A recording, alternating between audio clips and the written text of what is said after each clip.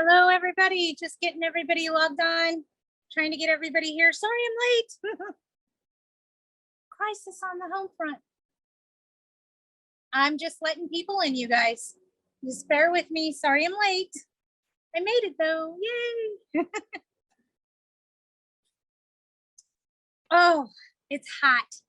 I'm extremely warm where I am. Forgive me. It's very humid. My hair should tell you that. Started out nice and curly, didn't end up that way. I got some information and some updates for you guys regarding court and what's happening with the court system, yada, yada, yada. So wanted to talk to you guys a little bit about that today. Does anybody have any pressing questions that they need answered regarding property management? Hi, Winter. Sorry, you guys, my daughter's on here and I haven't seen her in like 2 weeks, so.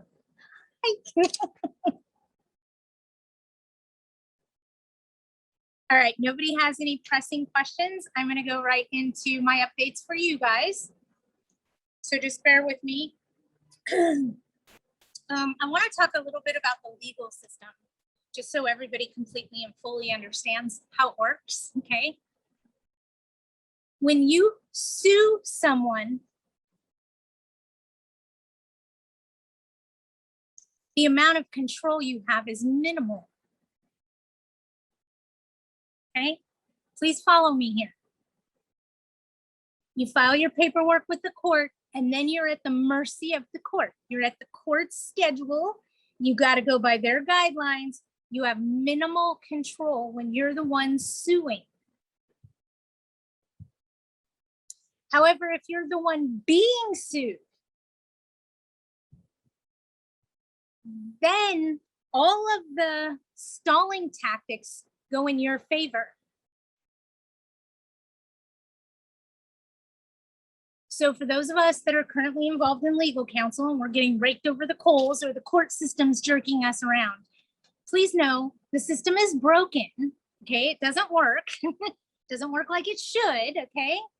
We've lost our right to a speedy trial and whether or not it's fair is still to be discussed. But I need for you guys to understand, when you are the person suing, there is little control over what can be done. You basically have to wait until they act so you can react, okay? When you're the person that's being sued, that's when you get to throw all the stalling tactics and the blah, blah, blah, blah, blah, blah. Don't be upset at your legal counsel if your court trial's taking forever. Honestly, it's not your legal counsel's fault. I'm being honest. It's the system. The system benefits the person being sued. It always has. It gives them the benefit of the doubt, not us. So when we're suing for possession of our unit because our tenant hasn't paid or they're doing something bojanky, please know, as a fact, the person suing has less control than the person being sued. Okay? Stop getting mad at your attorneys about the system. Everything is being heavily litigated right now. 98% of all court cases are contested. 98% are contested. What does that mean? You're going to trial. You're going probably to trial by jury. Avoid all of this shenanigans and offer cash for keys and offer a decent amount of money because court cases in LA County are currently taking 6 to 12 months, if not longer. And that's as fast as the court can go. And that all depends on what litigation they throw at you. That could be just one court case and done, could take 6 months to 12 months. If you're on a trial by jury, buckle up. They're using the legal system to benefit them. And we're the victims, okay? I'm just trying to put in your head so that we can stop the mentality that we, as landlords and property managers, have had for the last 20 and 30 years, which is, we'll just put them in legal. They don't want to pay the rent, we'll put them in legal. truck's going by. I'm sorry, my microphone's gonna pick it up, I'm sure. I'm trying. It's a big truck. So what I'm trying to tell you guys is be careful when you're entering in the legal system. It's not what it used to be. It's not what it was a year ago or 2 years ago, the way you and I know it, okay? Everything is being litigated. Everything, okay? Everything. If you want to have your daughter move into your house and you sue the tenant in a court of law, you still need a signed statement that's notarized from your daughter of her intentions and your relationship for that court case to go through.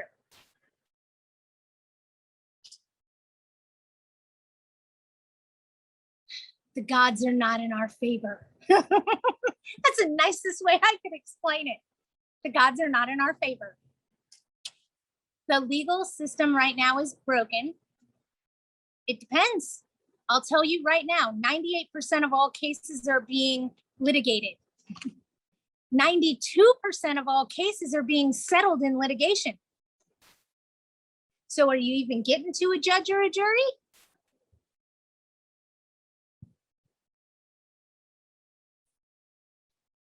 Nobody wants to go through the whole process to get a case law case. They just want possession so they can stop the financial bleeding. I get it. Until somebody goes the full route, we're not going to have case law, and the rest of us are going to be in this position of bleeding money. As nicely as I could say this, if I had a problem at one of my units, mine that I own personally, currently, I would offer cash for keys for the tenant. Am I giving you advice? No, I'm telling you what I would do. Why am I telling you this? Because the legal system is currently broken. And if the real estate market should crash on top of it, evictions and foreclosures are heard in the same courtroom. So we're going to see more inundation come in because those banks will foreclose. Trust and believe that. Hold on, I saw a question regarding cash for keys and I clicked the wrong button, guys. My bad. Who decides, judge or jury? Usually it's not getting that far, just so you know. Who does cash for keys apply to ROCLA? Does cash for keys apply to HDICLA? Is that what you're asking me? You got to be careful because there's a moratorium in place in the city of Los Angeles. No cash for keys. They are forcing your hand to go through the legal system. Bullshit. Sorry. Somebody needs to sue them for that. We should be able to choose whether we want to pick the legal system or come up to an agreement that both parties mutually agree to and bypass the system. Land of the free, remember? Sorry, I had to clear my throat. I would like to go to the unit to measure the size because I want to build a bigger unit. What can I tell the tenant? When's the last time you were in the property? Has it been 6 months? Has it been a year? I'm trying. Help me help you. Serve a 24-hour notice to inspect, to do necessary or agreed upon repairs. Do a preventative maintenance inspection. I mean, if you don't go in there to see what's broken, how could you fix it? Call them and play nice and see if they'll let you in. If you have a great relationship with your tenant, it shouldn't be an issue. All you want to do is measure the place. And technically, you can get a pretty good footprint from outside. And did you build that place? Because if you did, there's copies of the building plans with building and safety in the city that you signed the permits in. Just saying, there's other ways to get in there. But yes, you can get in there, serve notice. If they fail to allow entry and blame COVID, there's not a whole lot you're going to be able to do. Someone is calling me on Widget's way right now. Darn it. Sorry. Somebody always calls me in the middle of a webinar, you guys. It's just what happens. I have everything, but the architect wanted to see inside. Ah, you didn't tell me there was an architect involved. There's a box on a 24-hour notice to enter that says to show the property, subject property to brokers, mortgagors, something along those lines. That's where you want it. Click that box. And thank you for giving me that little sentence, but it's an architect. That's all I needed. Sometimes I need just a little bit more information from you guys so that I can give you a good solid answer. But there should be 13 or 14 ways on which you can enter on a 24-hour notice that are pre-printed on there. And one of them is to subject the unit to potential purchasers, architects, mortgagees, mortgage brokers, agents, etc. So go that route. The tenants offer me almonds. Whoa, what? The tenant offered me almonds from her brother. Should I accept it? Oh, you're gonna make me giggle now. So I had a rule in property management, and I know there's a couple of property managers on here. I saw them today, okay? I get that it's from her brother's farm. I never, ever ate anything a tenant gave me, commercial or residential. Why? I don't know what kind of mood they were in when they made it. There's a reason cops don't take free coffee from people they don't know. Don't subject yourself to it. You can always say thank you and dispose of it or re-gift it. I always accepted the gift willingly. I always thanked them. And that's as far as that went, unless I fed it to the maintenance guys. Just saying, okay? Just saying. Because I don't want to consume anything taken from a tenant, even if I think that tenant has nothing but the best intentions. What if they don't? Not something you really want to find out. You know what I mean? I'm waiting for Stacy to say something, because I'll tell you right now, and I saw she was on here, I will not get anything from a tenant ever. Okay, so you heard me. It made sense what I said to you. Good. But you can always accept it and say thank you. I see Stacy going, don't do it. No, she must be on the phone. She's waving. Don't do it. Don't take anything from them. I'm the same way. We always accepted it and said thank you. And then either maintenance ate it or it disappeared. I didn't want to be rude, but at the same time, don't do it. It's too risky. I mean, I want to quote a movie about poop in a pie, but I don't think it's appropriate. It was a good movie, by the way. Just saying, it's not a good business practice. Now, if they're bringing you diamonds, different set of facts. Flowers, different set of facts.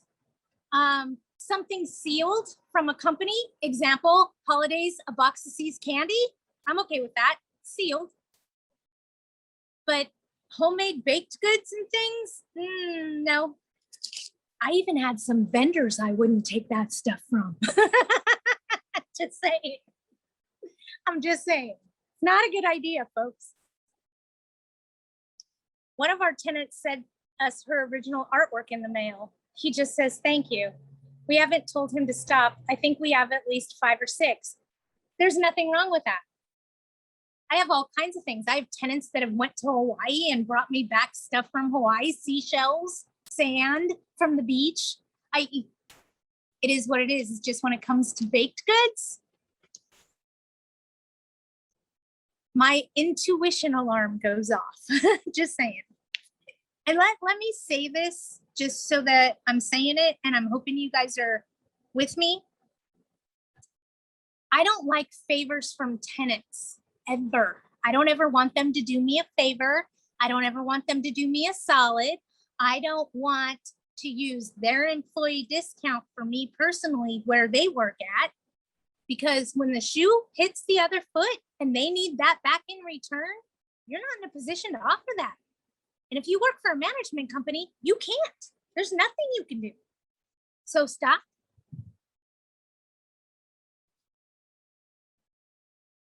You don't go to their kids' birthday parties because you're not going to invite the tenants to your birthday party, right? So don't attend their events. This is a business relationship and you need to keep it that way. Okay? You need to keep it that way. If you're not willing to invite them to your house for Sunday dinner, you shouldn't go to theirs. Is it rude to say no? Just don't ever be available. Well, thank you so much for the invitation, but I already have plans. Oh, thank you for considering me, but unfortunately, I'm busy for the next 3 weeks.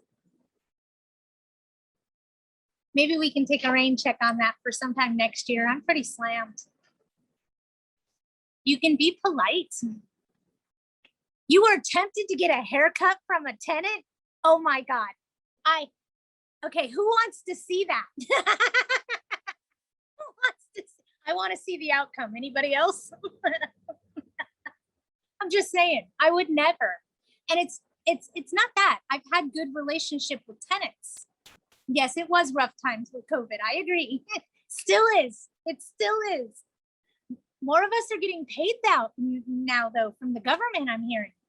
And some of us are getting paid on tenants that vacated and disappeared. And some of us are getting paid. So we're getting some money coming through. So that's good news. Yay! Okay, so I explained to you about the legal system being broken. Oh, here comes Stacy. Hold on, you guys. And just so you know, nothing is for free, people. She said it best. Never. They always want something from you. Nothing is for free. Stacy owns a big management company. I'll just leave my statement at that. So she is very active in property management. She manages investment property for a living. Anybody is looking for a property manager, that's a good gal to go to. Stacy has her stuff together and she knows what she's doing. So if property management is something that you're looking for, give her a ring.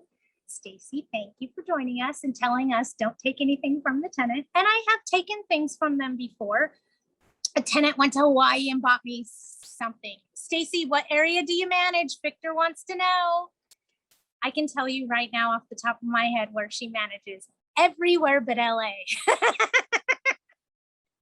Let's see what Stacy says, Victor. She may do the San Fernando Valley. She may. You never know. You never know. I know she does not want to be in the city of LA. We still call it the Devil's Cauldron. And it's not that it's that much more, it's just that much more you have to learn. She does not manage in Las Vegas. She is in the state of California.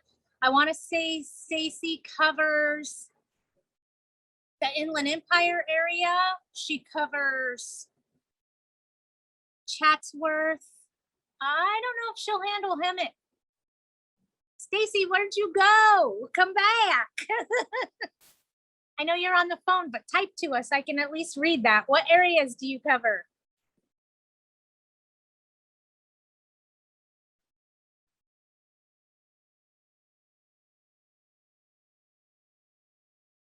Okay, I just texted her. Maybe she'll answer now. She looked like she was on the phone, you guys. All right, we talked about the legal system being broken. I want to talk to you guys about unauthorized occupants. Everybody that is panicking over unauthorized occupants, here's what you need to know. In Los Angeles County, they are protected because of COVID. But when the pandemic ends, so does their protection. Paying attention? So if you have unauthorized occupants, you're most likely going to be able to take control of that situation on October 1st, because on October 1st, here's Stacy answering us, you guys. I knew she was on the phone. She is in the Inland Empire. She covers parts of Orange County and Los Angeles County. She does not cover the city of Los Angeles. And I think she'll cover some stuff out in Palm Springs area and Riverside County. There you go. Palm Springs, Inland Empire. Will you do Hemet? Yep, the desert too.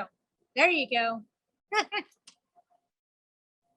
Stacy, if an owner baked you a pie, would you take a pie from an owner? I'm just curious. Nope. So big rule, you guys. I'm take taking no poop pie. Hi. I was just thinking of Poop Pie, that movie. No, What movie was that in? The Help. It was in what? The movie The Help. Okay. Where they made that pie Yeah. made out of poop. I would right? never Yeah. take a piece of pie from a tenant after that movie. How about an owner? No, Nothing. How Nope. about a vendor? nope. Yep. I don't eat food from anyone no. I Don't was care. trained the same way unless it's like Thank a sealed you. box of chocolate. I have a Okay? dumpster in the back of my office. I don't even take boxed chocolate. Sealed? No, they could have resealed that. No way. Gift cards are greatly appreciated. I'll go get my own. Gifts, cards, and seashells. Thank you. Diamonds, pearls, gold. I can be bought.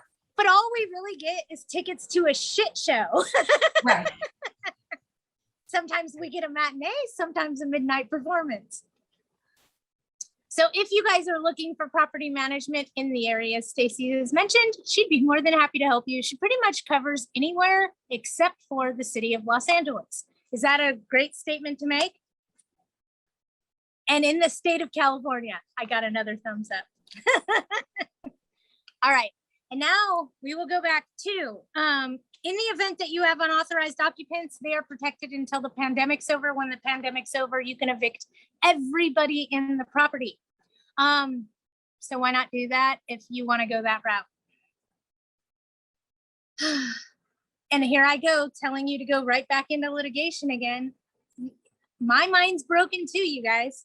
Offer them cash for keys to get out and find a bigger place.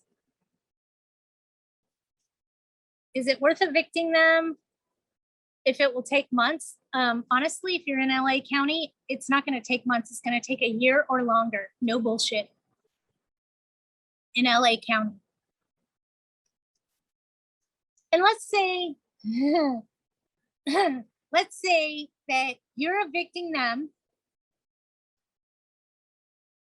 for, oh God, what's the dumbest thing I've ever evicted somebody for?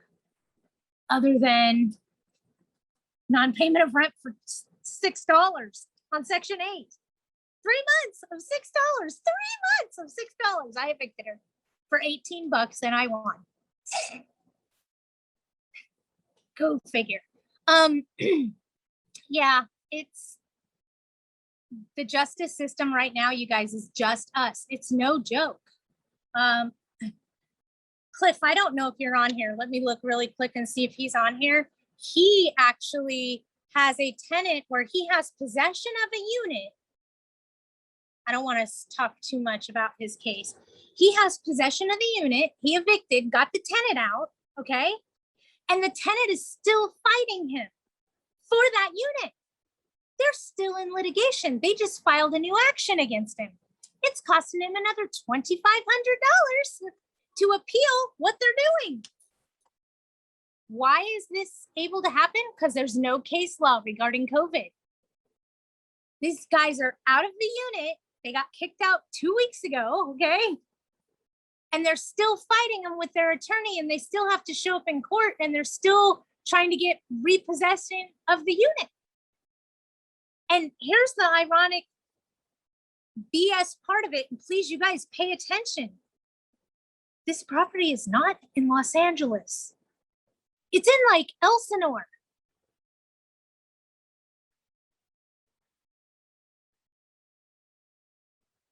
This bullshit litigation crap is happening everywhere, not just in Los Angeles, okay?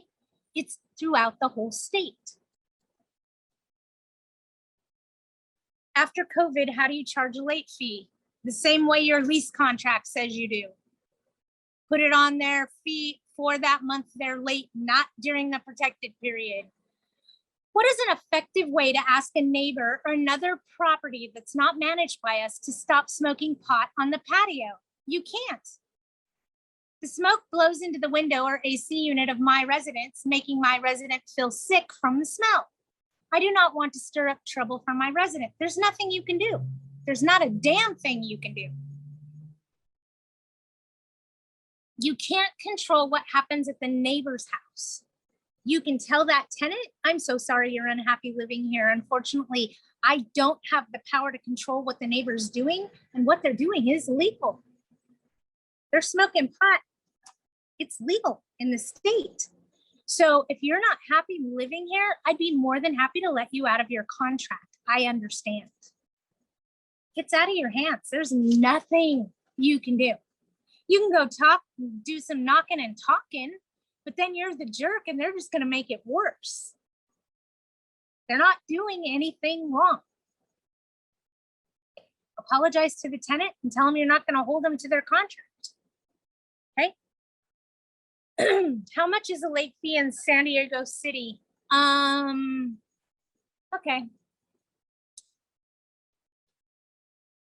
If the tenant is late 2 months, do you charge 2 times the late fee? No. Okay, let's go back to late fees really quick, and then I'll get into your emotional support animal question, okay? If the rent's due on October 1st, and you have a grace period in your rental agreement as to when a late fee is applied, I'm giving an example, and the late fee is applied on the 5th of the month, after the 5th, then on the 6th, your late fee for October kicks in. If they're late again in November, then you charge a late fee in November on the 6th of November if you haven't received the rent by the 5th. See how that worked? If your rent's due on the 1st and you don't have a grace period, you put the late fee on their ledger on the 2nd. Okay, it just goes on their ledger. And then they get a 3-day curable breach of covenant to pay the late fee. As far as how much your late fees are, that's in your rental contract.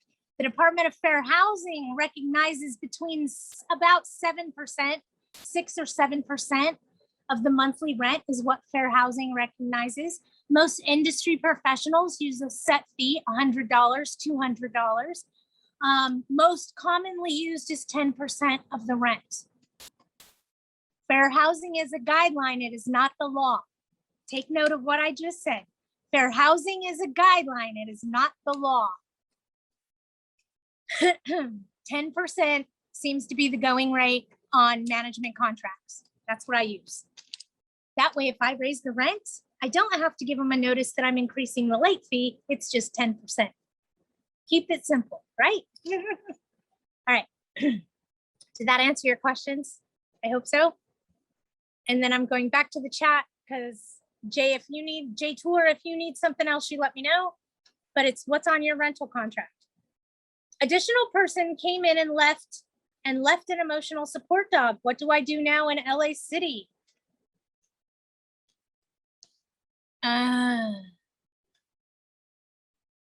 Hold on, Jay. We'll talk about that in just a second, okay? I don't want you to evict for an emotional support animal. I don't want you to evict at all in LA City. I want you to go knocking and talking and tell them that they have an emotional support animal there, or that they have an unauthorized dog there, or whatever's going on. But I would be extremely cautious right now. I wouldn't even touch this with a 10-foot pole and I'd readdress it on October 1st. I'm being honest with you. Okay, I'll do that. I wouldn't even touch it with a 10-foot pole right now. I'd readdress it on October 1st. Let's see what happens with the laws and the system then. Because at this point, you're poking a big bear with big teeth. It's going to cost you a lot of money, and I don't want to play. So I'm going to tell you, you don't want to play either. I know, because I asked them about the dog, and the next thing I know, this additional tenant came because it's her dog. Correct. I get it. I understand. It's just really, oh, I'm sorry. I kicked my tripod, you guys. Let's see if I can recenter that. There we go.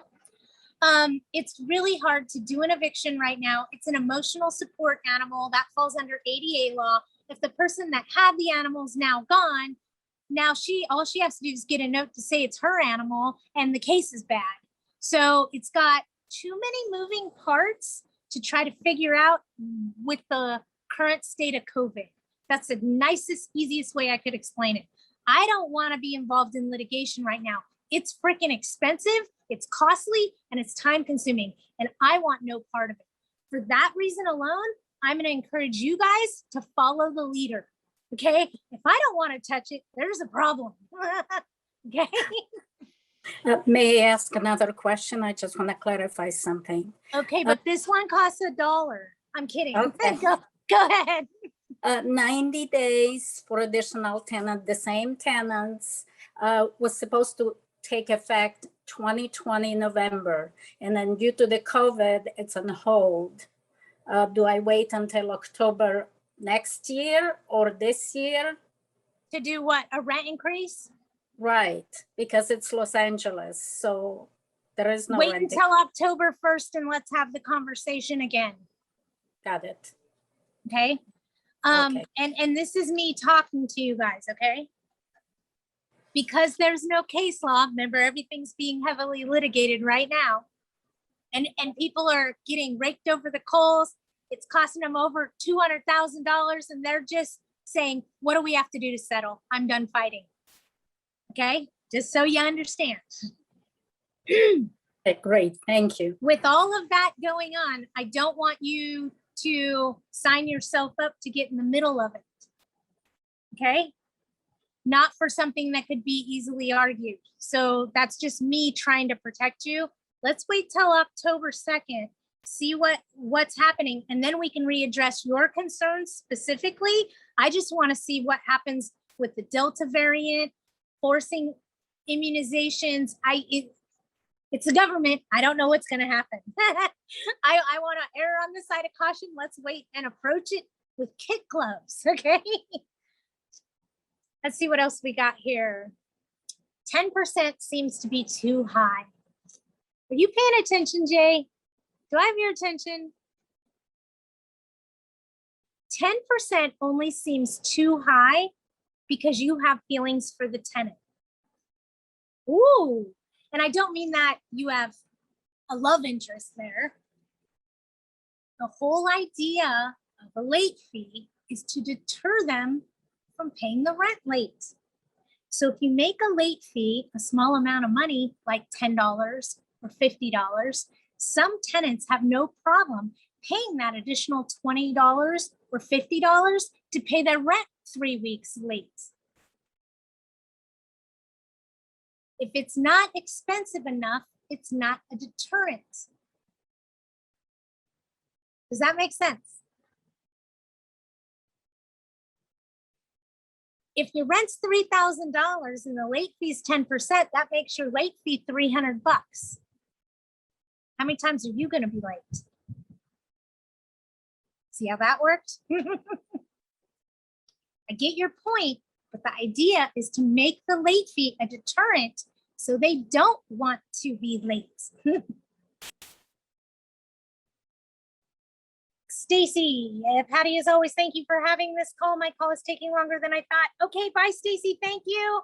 And if anybody needs you, I will stick them. And yes, vote, vote, vote. Recall Gavin Newsom, please, peeps. Okay, let's go back to Teresa. You had a question regarding a 3-day performer cure to repeatedly smokes tobacco, marijuana, and other unknown substances, crack, let's just say it, inside the office room. All common areas that affects other tenants, the owners, and visitors at the property. 3-day curable. Any comments? I'll serve separate. Dates, times, and witnesses on each notice. I'm assuming you're in LA City, so you got to do it by the book. Dates, times, and witnesses on each occurrence. And then reoccurrences have the old information and the new information with new dates, times, and witnesses. Okay? It's not causing a health and safety problem. It's causing a nuisance. Oh, wait a minute. Removing CO2 detectors from the office? Oh yeah, that's a problem. That's a nuisance also, and a health and safety issue. And if that continues, talk to your legal counsel, because you're most likely going to be able to do a 3-day notice to quit and terminate that tenancy, because not only is it them they're doing a health and safety concern for, it's the rest of the building. That could snowball very quickly, so we need to be cautious. Okay, so we did talk about legal process and court cases today. I don't mean that to be my focus, but I'm trying to retrain everybody's brain, including my own, that we just can't be so quick to jump on the legal train. It's the justice system. And right now it's just us, people. There is no justice. And I don't mean that in a derogatory way. Our system's broken.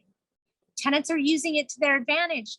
Shit, we got them out of a house. We have possession and they're still fighting us tooth and nail because they can. There's no case law. Cash for keys, much better option, much better way to go. Done and over with. Just make sure it's legal in the city that you're in. I believe the city of Los Angeles has it in their moratorium.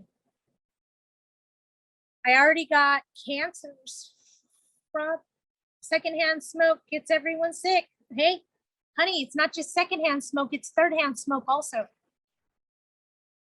So secondhand smoke's bad, thirdhand smoke's worse. If you don't know what I'm talking about, look up thirdhand smoke and see what that's about, because it causes residue that eliminates whenever it feels like it. Could be 5 years later, could be 10 years later, could be 20 years later. You know, all that crud and crap of the nicotine stuff that gets all over the walls when somebody smokes in a unit. That's also in the AC filter system. That's everywhere. That is thirdhand smoke. That actually emanates the carcinogen years later. So yeah, toxicology products. Hold on. Let me see this. Toxicology by product remains in the building. Absolutely. It remains. Ouch. We don't need that. Don't need it. Don't want it. Whew. All right. Anybody have any other questions? It's just really hot out here. Sorry.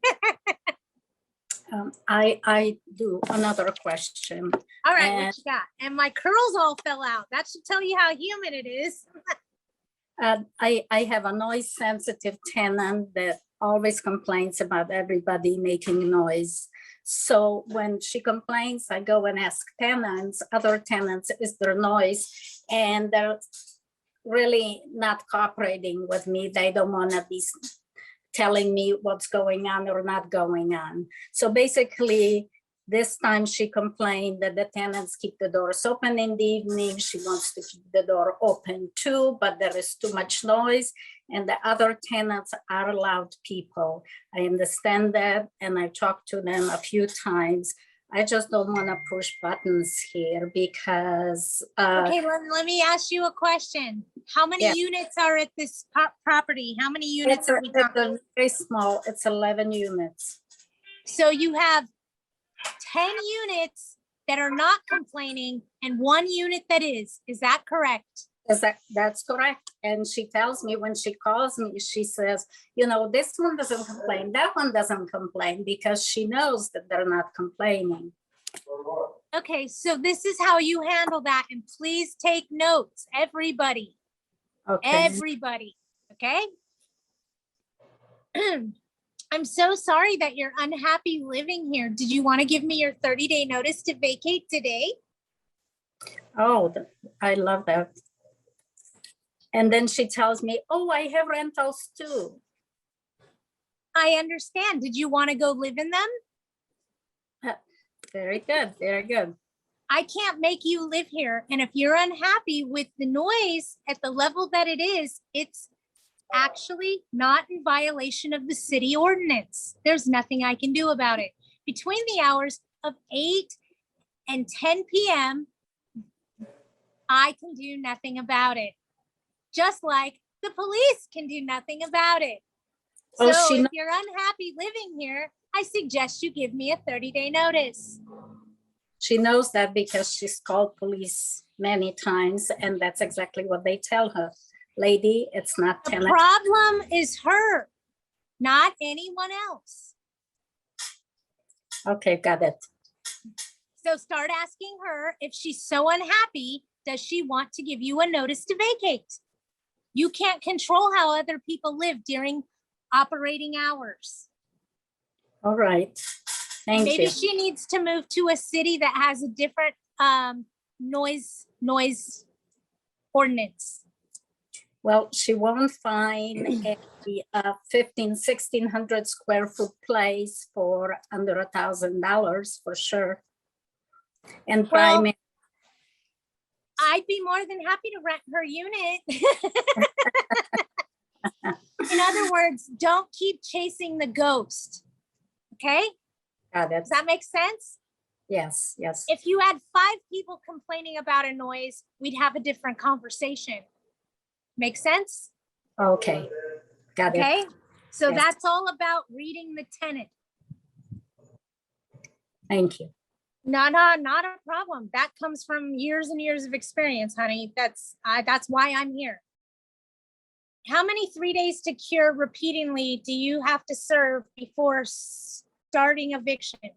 She's a something social violent psychopath is what I got out of that.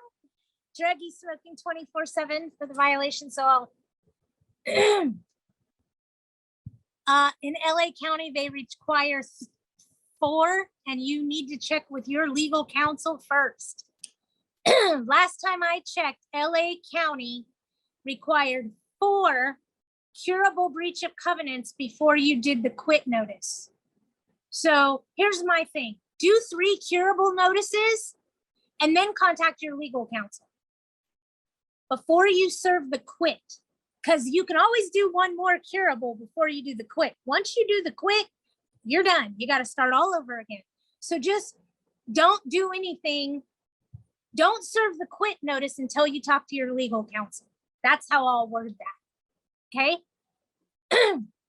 And the reason I say that is because check this out. In San Bernardino County, guess what? 1 and done. Unauthorized occupants, 1 curable breach of covenant, 1 3-day incurable, you can't fix this, you didn't fix this, get out notice, you're done. It's LA City and LA County that require more attempts, more documentation. Hang on, and I'm going back and forth, because I know somewhere in here, I thought Val asked me a question and I didn't get to it, so I got to go back. I think you can only see this. I don't know. Oh, yes, you can. Hi. Okay. Bye, Winter. I love you. Sorry, I'm saying bye to my daughter, you guys. Have to take smoke marijuana samples to lab samples to prove? No. Do you allow smoking in your building? If you don't allow smoking, it's non-smoking of anything. It doesn't matter if it's crack, marijuana, zebra hairs. I mean, I don't know. Just saying, don't smoke zebra hairs, you guys. That'll be on the Channel 5 News tonight of the new way to get high. I'm just kidding. If you're non-smoking, it's non-smoking of anything. Dates, times, witnesses, and you want to know the easiest way? The easiest way? Change the AC filter. Come back in 2 weeks and change it again. Keep it. Might help you. Just saying. That's how I've busted maybe half a dozen people or more. Just by changing the AC filter and taking it with me. For the smoke third hand, is there a company who can certify? Yes, yes, yes. You need to wash the walls down, seal them with kilts, and then paint. Call a restoration company because you need to clean out the AC ducting. You need to, it's extensive. It's a lot. Third hand smoke's no joke. Okay, I'm going backwards now because I'm 90% sure. Yeah, don't evict, you guys. It's taking a year roughly. And you're just going to end up in settlement anyway. So my opinion is, if you're going to get raked over the coals for 1 year or longer with stall tactics and this and that, while you're bleeding rent money and paying money to your legal counsel, and there's no case law, so we don't know which way the ball's going to fall at the end of the day, why not just offer them the same money you would offer them at settlement a year from now, right now, and get your house back? What are you doing? It doesn't make, and here, I'll sum it up for you as nicely as I possibly can. How much money are you willing to spend to prove that you're right? Yeah, sleep on that one. It's not worth it. Figure out what you can pay them right now to get them gone now. Val, one of our tenants sent us his original. Oh yeah, I'm sorry, Val. I got to your thing. It was about artwork, original artwork. There's nothing wrong with that. But I wouldn't take anything you gotta eat. Unless it's sealed. Stacy won't even take something that's sealed. I'm sorry, if I get C's candy, I'm eating it. Everybody's got a weakness. Mine C's candy, milk chocolate, please. The assorted box or truffles. All right, anybody have anything else? It's like 101 degrees where I am and humid. Anybody? Don't forget, you have tenants that, yes. Yeah, this is Karen. I sent a little, hi, how are you? I'm good. Good. Listen, I have 2 questions. I sent a text already, I mean, a question already, but I guess you didn't see it. Okay, I've got one situation where I've got a tenant that's a hoarder. I mean, her unit inside is, just horrendous, okay? A pack rat, okay.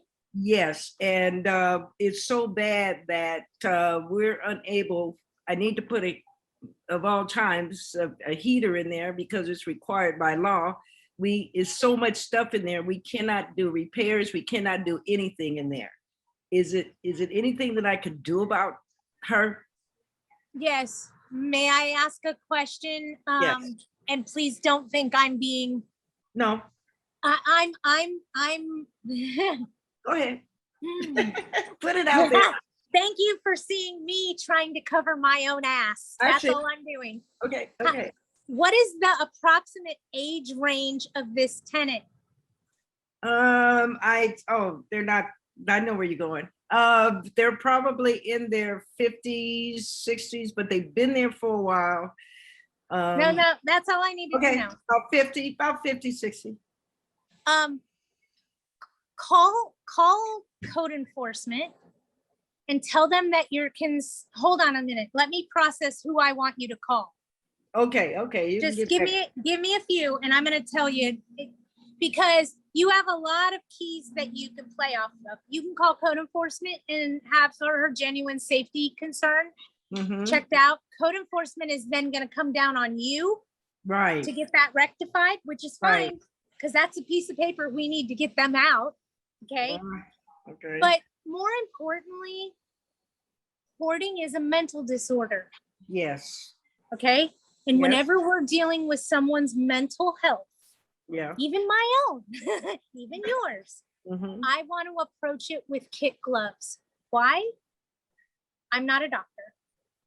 I know how I feel when my head's ready to explode and what I deal with. I sure don't want to cause anyone strife in their life. Right. But at the same time, you also need to do some protective measures, because in the event there's a fire in there, she might not get out, and that's going to fall on you. Is her and her husband. Okay. So with all due respect, I would reach out to Adult Protective Services. I would reach out to the Department of Fair Housing. I would reach out to code enforcement. Someone has to be there to help. You're not trying to evict. No. You're trying to avoid eviction by getting them to clean it up, and you're concerned about their health, safety, and well-being. Ooh, write that down. Health, safety, well-being. Yeah, I got her. She had it on the back. She had stuff on the back outside of my building behind her. And I did get on her to get that up, and they cleaned it up. Okay, they cleaned it up. But the inside, she collects plants. It's a lot of plants. It's like 20 different plants in this little bitty unit, and lots of extra furniture. So my concern is, like you say, the fire. Right. She's on. Then you have to deal with the death in a unit. You're finding something that isn't okay. So code enforcement would help with that. And I would contact Adult Protective Services. There's a problem. Yeah, okay, I'm going to answer some questions that are coming through here just to help. Okay. Why call them pack rat versus hoarder? Because a hoarder sounds like a diagnosis, and I'm not a doctor. Okay. Very Okay. good. Okay. Think about it this way. Would you say someone is mental, or would you say they have some mental health concerns? Okay. Just Okay, so calling somebody pack rat versus hoarder okay. is just it's just more business professional. I've Right. heard attorneys reference them as pack rats, not as hoarders. Okay. So Yeah. I picked that up because if an attorney won't say it, I'm not going to. Thank you. And that's the nicest way I could explain that one. Okay. Right. I picked that up from attorneys. They don't call them hoarders. Okay. That's us as property managers. They Gotcha. call them pack rats. If an Gotcha. attorney won't call them a hoarder, I need to not call them a hoarder too. Absolutely. Okay. So I don't 100% know the answer to that question. I just know that they won't do it, so I'm not going to do it. Okay. No, you're right. You're absolutely Okay. right. You're right. Remember, I'm the one that errs on the side of caution. I know. I know. I know. Hoarding, associations, groups on Facebook, work with tenant and help them. Yeah, totally agreed, Teresa. We want to help the tenant. We're not trying to evict them. We just want to clean up the mess so that if there's a fire, they can get out of their unit. I get it. Her daughter, when I let them know, I can talk to their daughter because they don't speak English. So I usually go through their daughter that speaks English. So Yes. And hoarding like in AA associations in LA County. I don't know what you're talking about, Teresa. I teach a lot of hoarding classes for associations, apartment associations. I teach them for California Southern Cities, AGWA. I mean, I teach a lot of classes on hoarding. But again, an attorney taught me once, they call them pack rats. Gotcha. Attorneys call them pack rats. So call them pack rats, not hoarders. I shall. Okay. Okay. Right. Anybody have anything else? Or I'm going to go ahead and end this for today. Unless somebody else has something. You know what? I had another one. I just scared. I had another one that I'm dealing with, and it's a different unit. Hold on. knows- Teresa has some help for you. She says, have them or you pay for helpers. There's a local buddy associations to help. Code enforcement will put a time limit on you. Yes, code enforcement will put a time limit on you, but you can work through code enforcement. So Teresa says in LA County, there's some system out there that'll help you pay for helpers. There's a local buddy association to help. Okay. Her daughters will probably can do something. Okay. Okay. on that But yeah, situation. I'd start telling her that she needs to get some help, or you can help arrange help for her Right. just to try to get that under control. Right. Yeah. not just Charge the- you a like- fee to owners. Yep. They have them, or you pay for helpers. There's local buddy associations. They put a time limit on you and charge you a fee to owners. Yeah, code enforcement will do that. No, Code enforcement does do that. Yeah, I don't know if I want them in there. But just- it's also their letter saying you're in violation of their law, that you need to evict the tenant, but we don't want to go that I way. don't want to. No, I don't want them. They've been there for over 10 years. No, they're. Yeah, we're genuinely trying to help them. Yeah. But yeah. we're always genuinely trying to help them. I'll talk to them. Yeah. Right? Yeah. I've got one other question. I don't mean to hoard up everything, but No, it's fine. If somebody I've else got- had a question, they'd ask it. Trust me. I've got another question in a different unit. No one else has any problems. No one else has any problems but this one particular unit. And they are complaining about mice in their unit.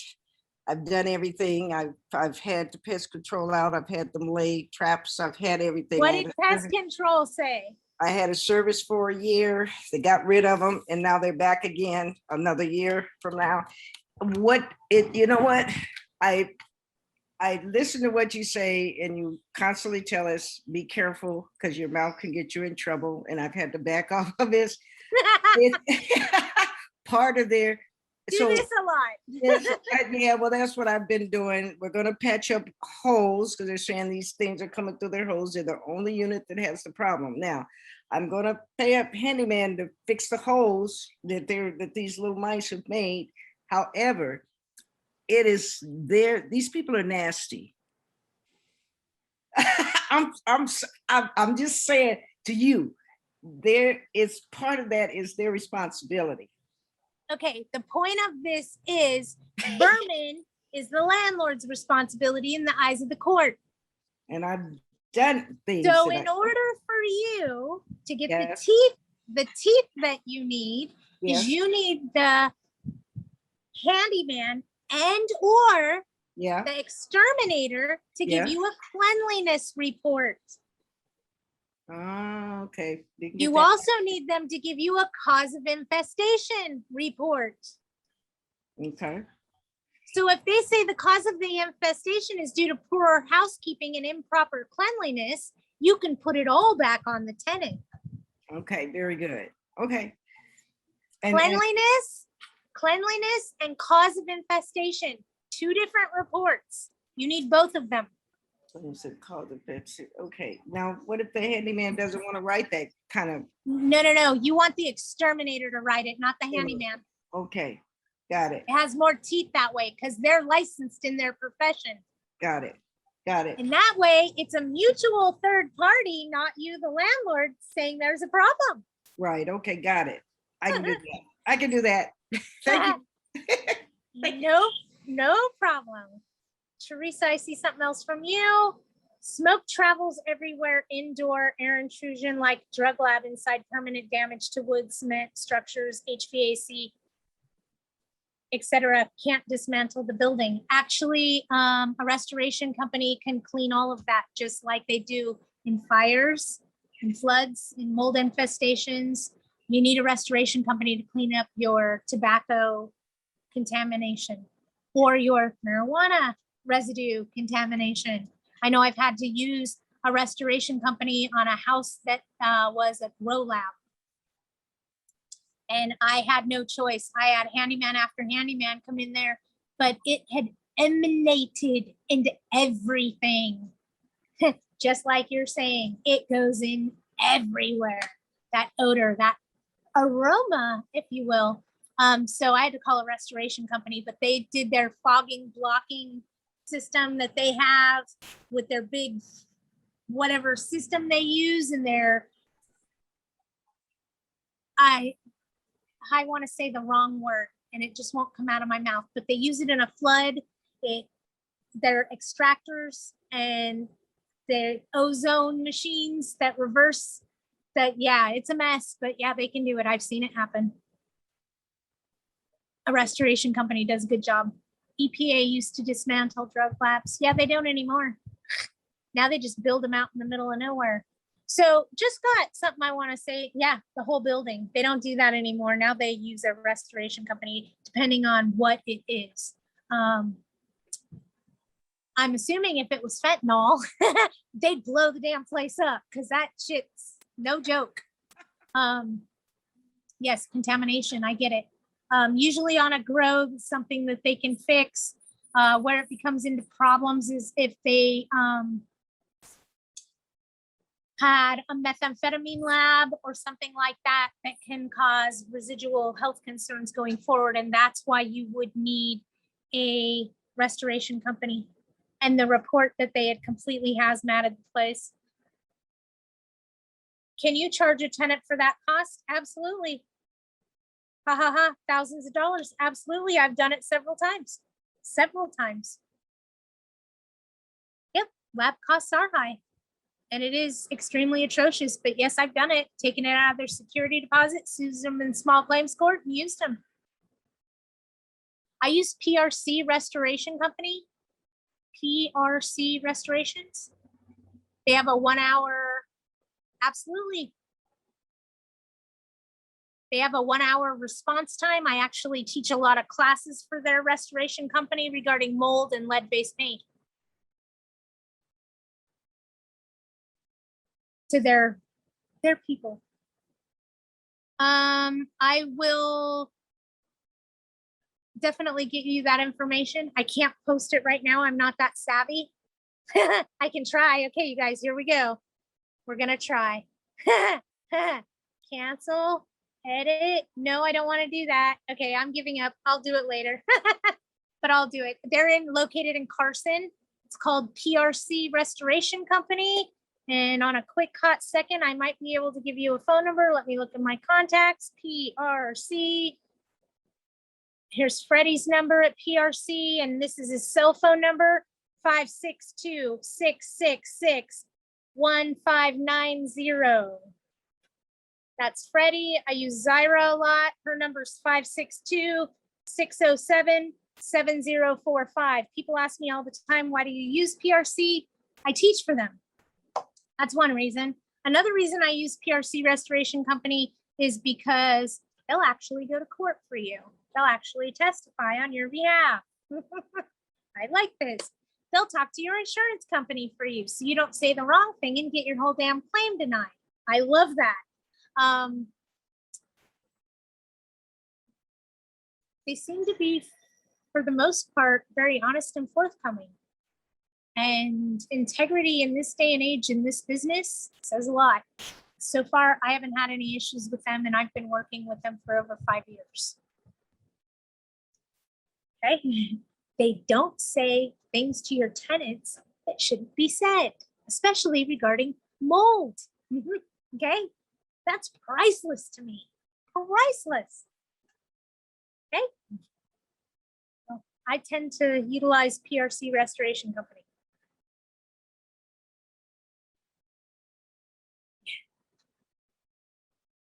All right, you guys, I am going to get off of here. It is hot where I am, and I'm not saying that in a bad way. I mean, it is like hot and humid. I had my hair completely curled before I came out here. Not so much anymore. I am sitting here with my cold towel, trying to keep the heat off me. Quite frankly, I'm done. It's time to go back in the air conditioner. So unless anybody has anything else, remember, sorry, I covered up my microphone. I just realized that. Don't put any monies owed in a disposition of security deposit on your dispos right now. Any monies owed during COVID are not to be taken out of disposition of security deposit. You can only sue in small claims in November. So if you have anybody that's vacating, and why is she talking about people vacating? Huh? You know those dishonest tenants? You know, those ones that have been using their rent money to buy new cars and crap like that. Those people are actually just vacating, poof, like a fart in the wind in the middle of the night. So if you find yourself with all of a sudden that tenant's gone, keep going after the money. The government said they'd pay us. So, but we're finding that some dishonest tenants are removing themselves from the property with no notice. And we're seeing that quite a bit, very quickly. So just keep that in mind. If you have a tenant that moves out right now, you cannot charge them rent during the COVID pandemic period and put that on the disposition of security deposit. It's considered retaliatory. They can sue the pants off of you. So don't give them the ammo. Remember, there's no case law. But it might be interesting for a change. You could be the one implementing all those stalling tactics. All right, you guys, hang in there. If you guys need me, hunt me down. Have a wonderful, wonderful week. And I will see you guys next week, Wednesday with Widget. I don't think we have anything major coming up. We're coming up on the 1st of September. So we have a holiday weekend coming right when rent's due. It should be interesting. All right, you guys have a great week. I'll see you next week. Bye-bye.